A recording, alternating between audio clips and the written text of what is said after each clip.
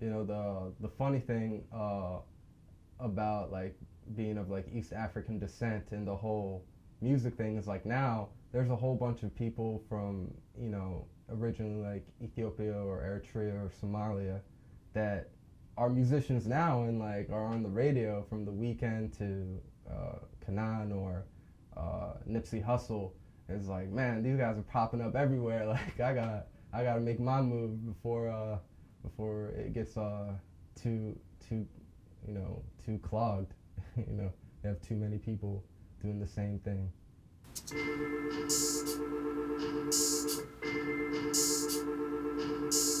There might be like five of us huddled in a circle, just spitting a freestyle to a beatbox or like a beat being played from a phone.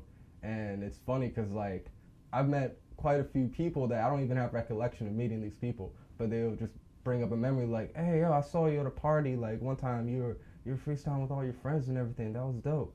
And it's just like, oh, you know, I appreciate that, but you know, we do it so often. We do it every day. You know, every time we get together, that it's almost like just embedded in it. Like it feels weird not to do it. It's almost like an exercise. You know, what I mean, like exercising your brain a little bit, because you just gotta be spontaneous and keep it going, keep the flow going. At the time, like this was going on probably like, I don't know, 5 years ago. The sound, the sound for of like all the beats, they had this unique like element to it that was real reminiscent of like the 1990s hip hop, and it was crazy because like I feel like nowadays they're playing a lot of music that sounds like from that era, and like when I hear music now on the radio from certain artists, I'm just like, man, like I had something like this, you know, 5 years ago. It was completely gone. I remember my producing partner. He came over my apartment with his laptop. We had made like an arrangement to like just work on some beats, and he came like his head slumped, and he told me he had some bad news for me. I didn't know what it was, but he basically told me that his hard drive crashed.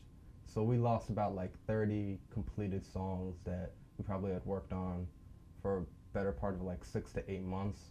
And we were on the point of like, it was already mixed. Like we were about to send it to an audio engineer that we knew to master it.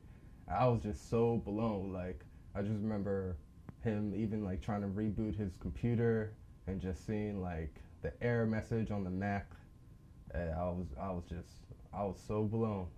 I mean, it's hard to like even pinpoint it, because like you spend so much time just like working on something, and it was multiple different tracks. It wasn't even just like one song. Like some of the songs that we lost, like I don't even have like a recollection of how they went anymore. You know what I mean? Because it was just like it was too many. But the thing that hurt the most is like, okay, we don't have memory of those beats, so like we can't recreate them. Or some of the verses on some of the lyrics that I wrote, like I wrote on the spot, like on his computer, just typing it up while I was listening to the beat. So that was something that's just lost in the ethos. Like I'll never be able to pull that back. Um, so that's like really the strongest memory I have of that. My family's from Ethiopia. Both my parents were originally born there. And one thing that like they ingrained in me is like that education is so important. When we moved to America, you know, education is like abundant, you know, and for free. It's not necessarily as competitive, but that drive was always like something that my parents were just like in my ear about, to the point where they're like, you know, it's either doctor, engineer, or lawyer, you know, because that's what they saw as like practical career paths, you know, for a sensible young man. Growing up in Ethiopia, you have to take tests to go into the next grade level. So like when you're, at least when they were growing up, like when you're in 10th grade, you have to take an exam to go to 11th grade. And then once you're in 11th grade, you gotta take an exam to get to 12th grade. Once you get there, you gotta take a standardized exam that basically tells you whether or not you're gonna go to the university.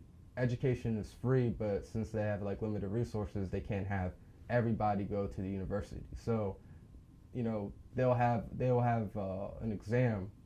100,000 people might take it, you know, that are in 12th grade or whatever for each year, academic year, and maybe 10%, 1,000 or even 2,000 people go to the university. So both my parents actually, you know, passed all those exams, went to the university, got degrees. You know, my father went to England and got his master's. I've never really told them that I wanted to be a musician. Like they know I love music, so I know they sense that like that was something that I may pursue.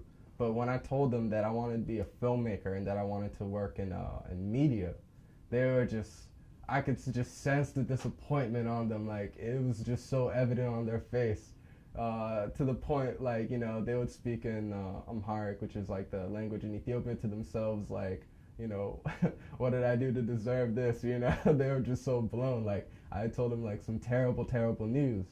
You know, the obviously like you know, they want their kids to have the easiest or the most like, you know, certain path to success. My father's a linguist by trade, so you know, when I was growing up, he would have me read and study grammar books, have me read nonstop. Like I probably read more books from when I was like in first grade to fifth grade than someone would have read by the end of like, you know, their middle school career.